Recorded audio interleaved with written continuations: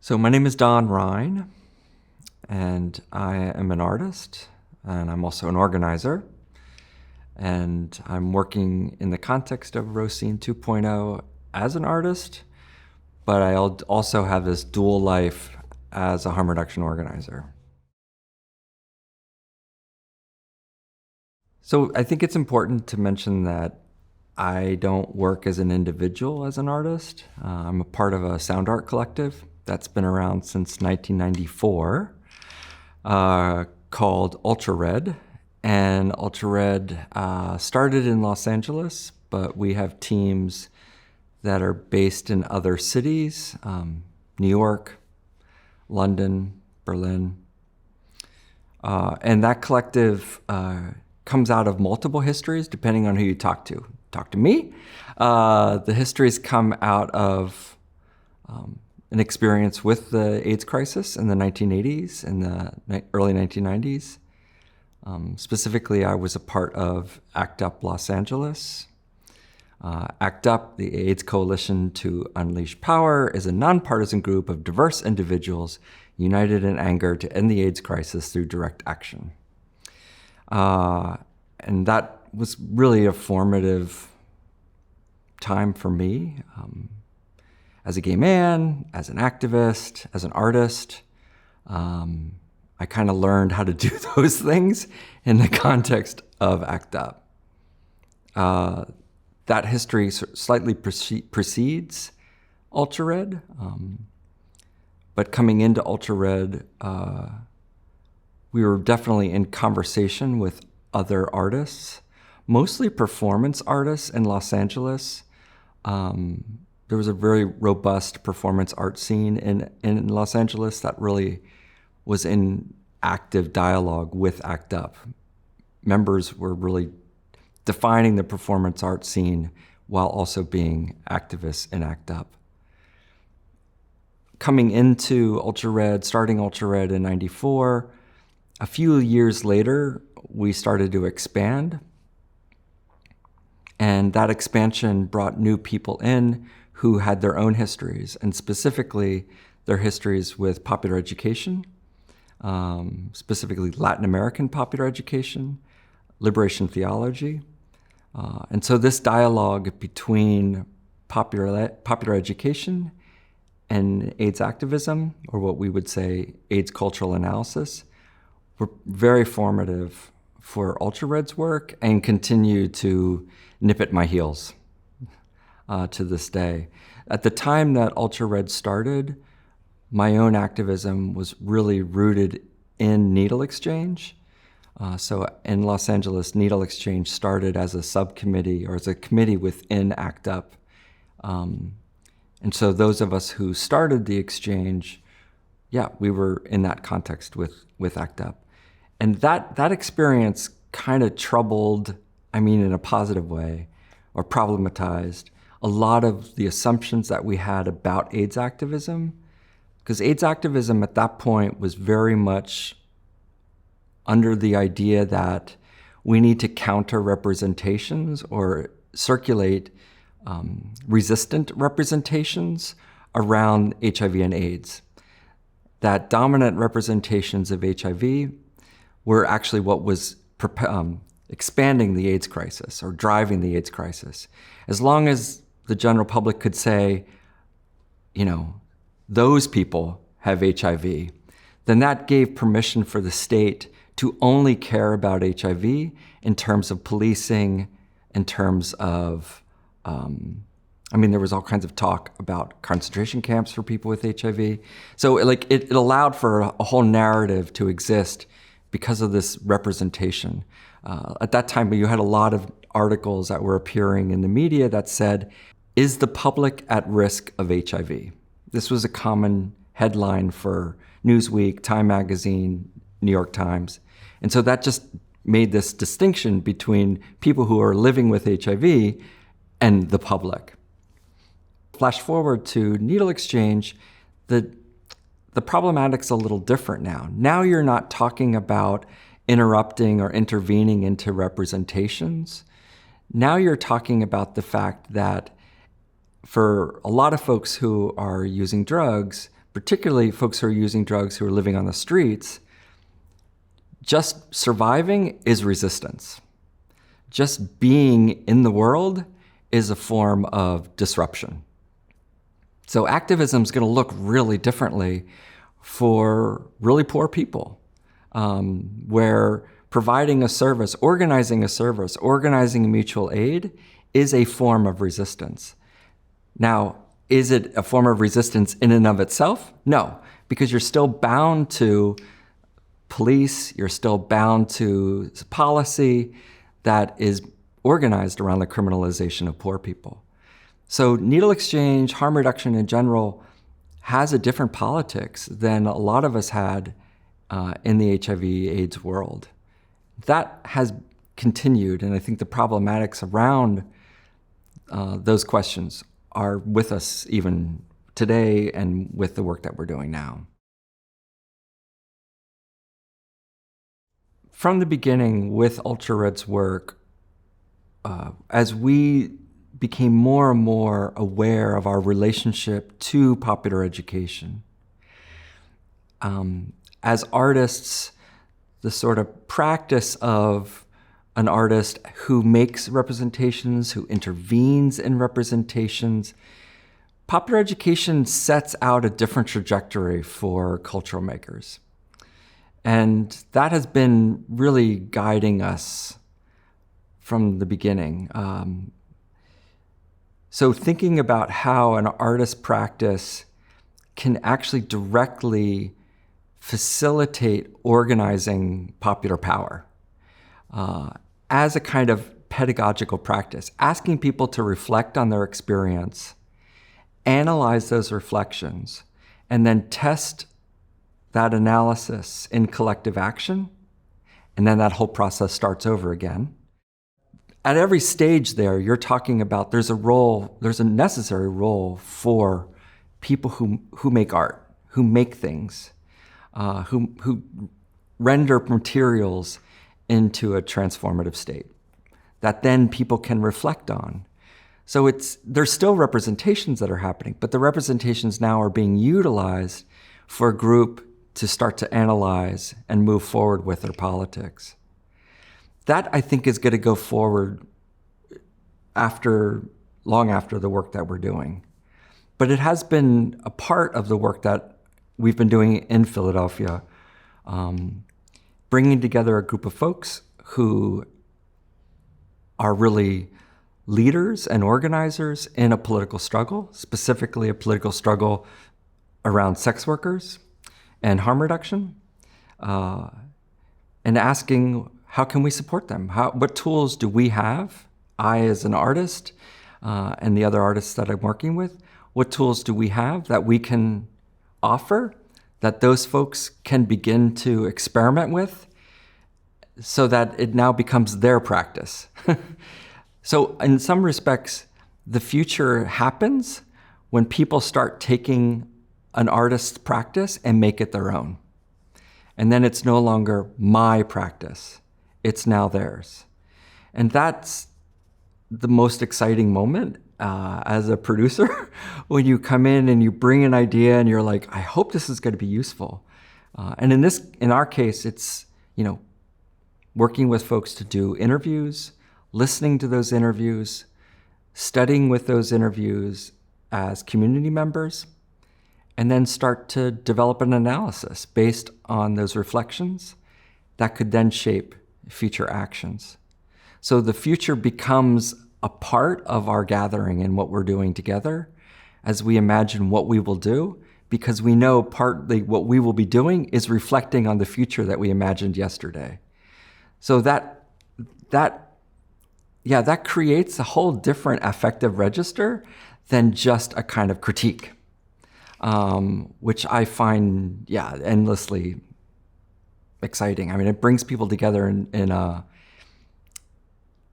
sense, making a different world, modestly. But it has to begin there, or else we're always going to be bound up with this cynicism where nothing ever changes. So I think that ends up becoming a big part of the work that we're doing, is to give people a taste of the different world that they're making.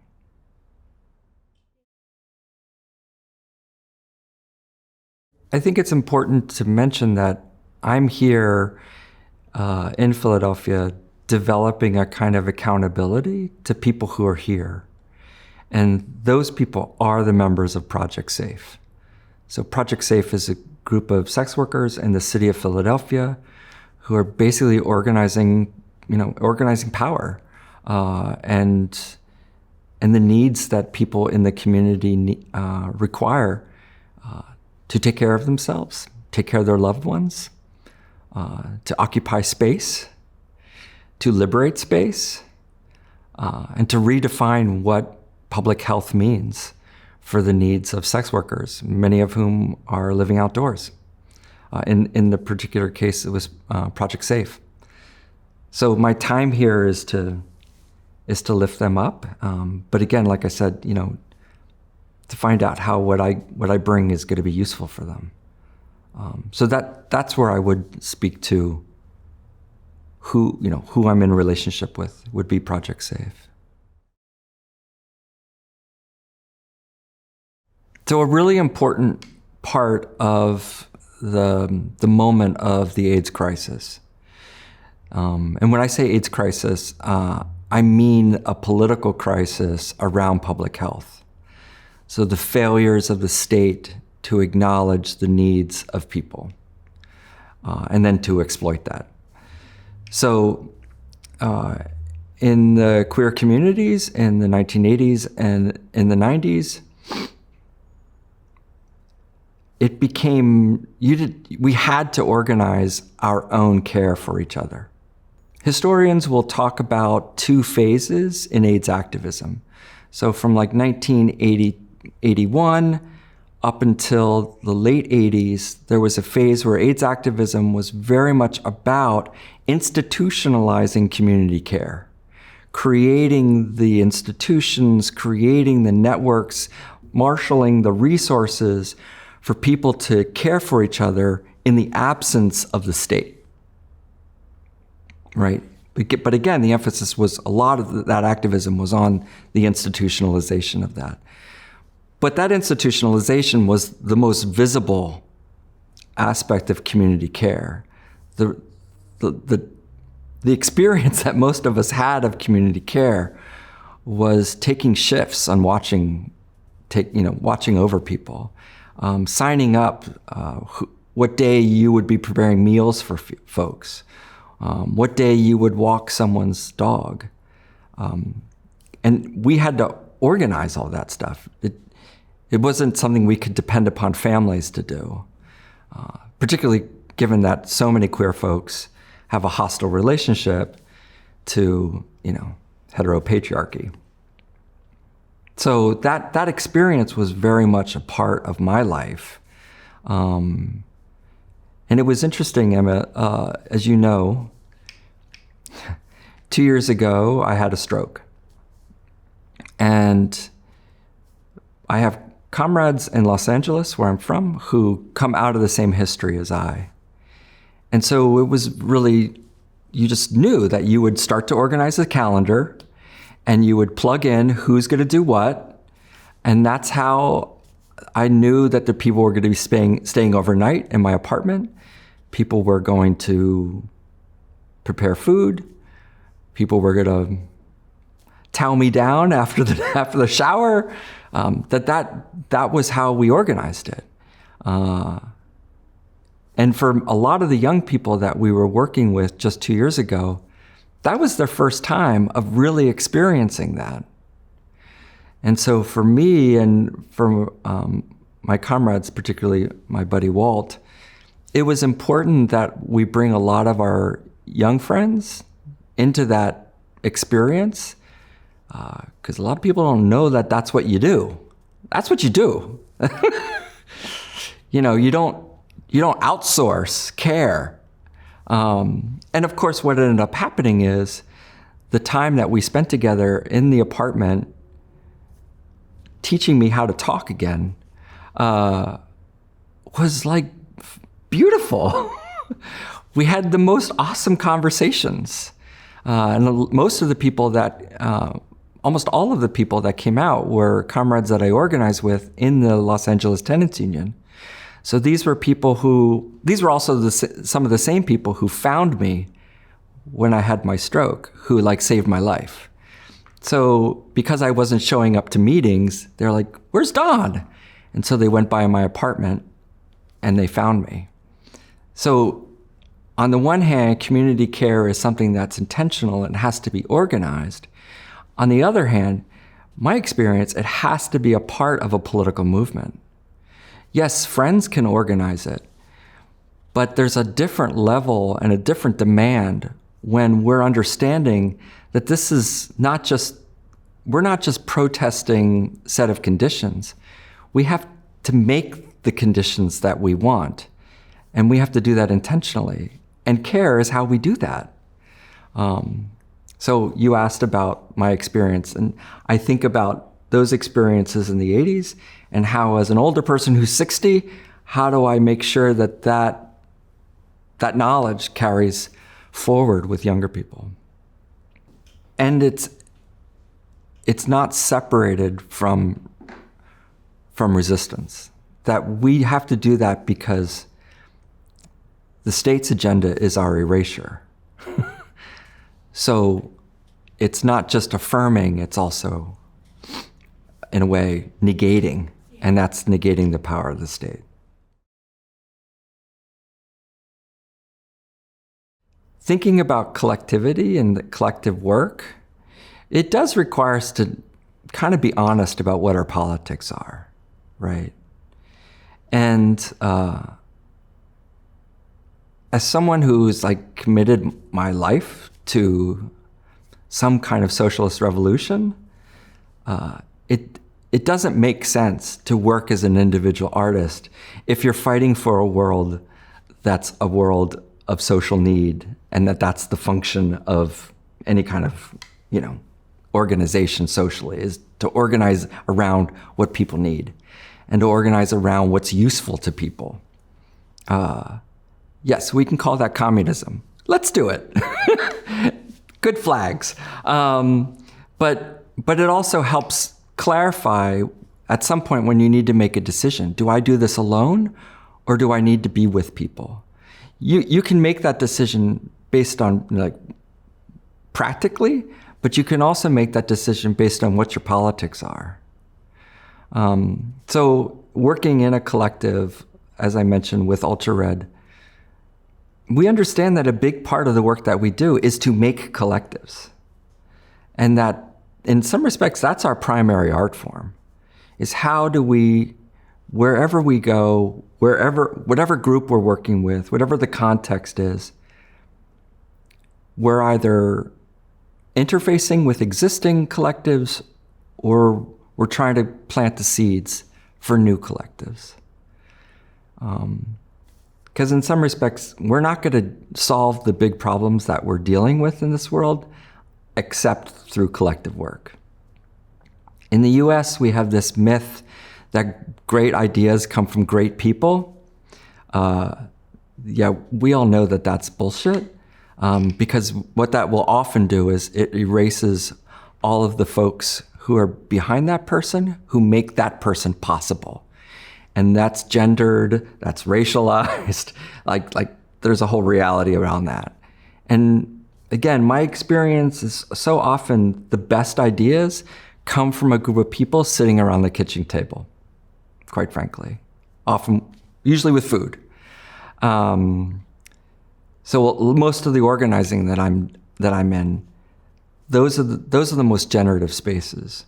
And how do we understand that those are the spaces of our politics, and not just the space in the street with the sign and the bullhorn? So thinking about an art practice within that landscape, it starts to change. And I think a lot of values and institutions that we have around what we know as art are not going to help us going forward as a society. I teach at an art school, and it's very clear that unless we're collectivizing, we're not going to be able to solve the problems. We're not going to be able to create new ideas and yeah, we're not going to be able to move forward. So as an artist, that I think that becomes all of our, what we're all called to do at this moment, is to think about how can we shift from my practice to our practice and what we're creating together. And this has been a big part of what Ultra does, and that's where popular education as a kind of dialogical practice that brings people together to collectively reflect on experiences and then analyze those experiences and then take action. That's how we organize what we do. And even if I'm in a project like Rosine 2.0 where it's me, I'm still bringing that process here, where now working with Project Safe, forming a team. That team is making decisions, and I kind of help bring other experiences that I've had on similar processes into this context. Within UltraRed, one of our members, Leonardo Vilches, he has a term that he's used called hybrid tools. And I've sat with this term for many years. And the way that Leonardo described it is, as artists, we develop a practice, if you will, or a tool, or a tactic, whatever it is, a way of taking photographs, a way of composing images, whatever it is, a way of organizing a group of people to do some kind of performative event. We bring that tool into a context where people are constantly reproducing and inventing practices in order to reproduce life. We as artists bring our, whatever that is, that tool, that idea, that community, that group begins to incorporate it, begins to adopt it. And in order for it to be effective, they have to, in a way, own it. They will define what it will make and where it fits in with a larger political strategy.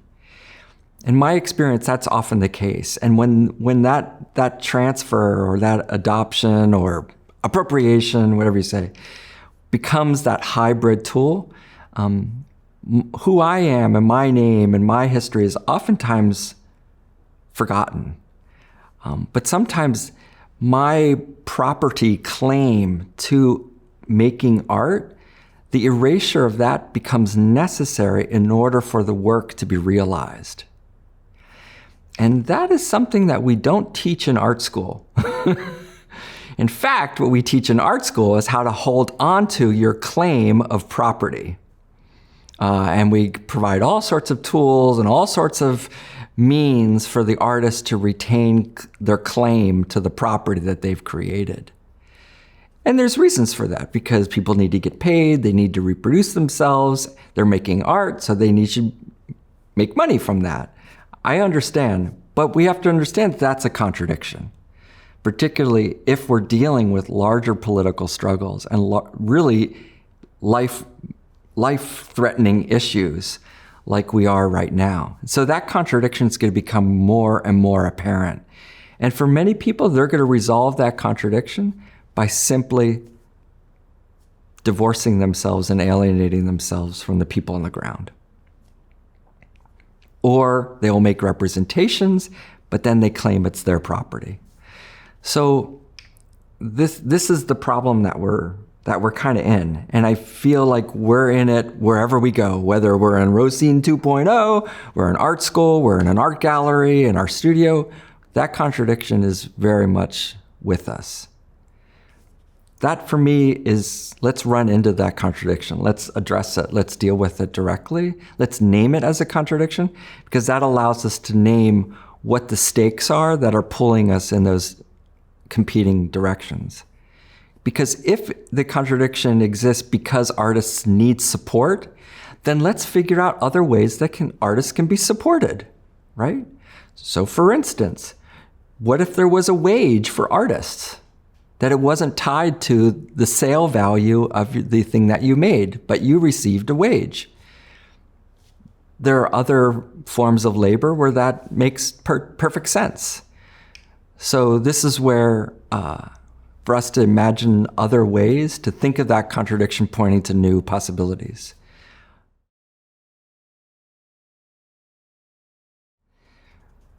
Just the reality is, like a lot of us, I live with ghosts.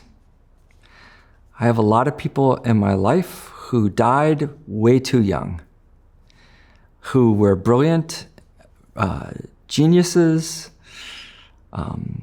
sexy as fuck, total sluts, and amazing people.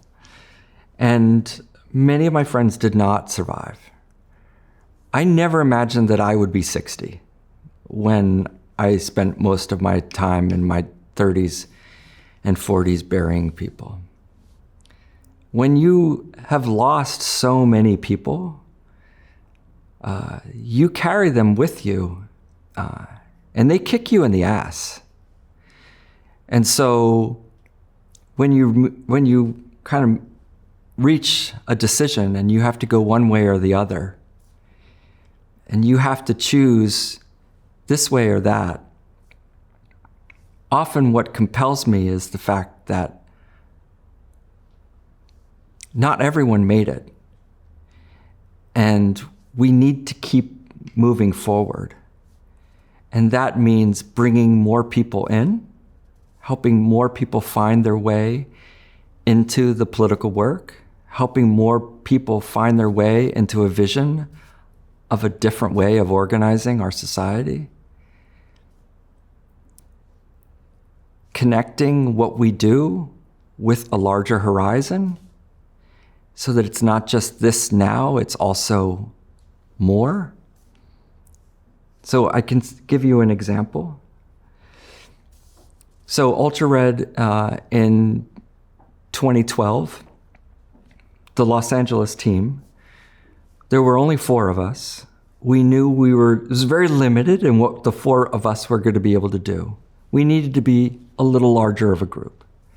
So we brought in a group by forming a research collective called School of Echoes.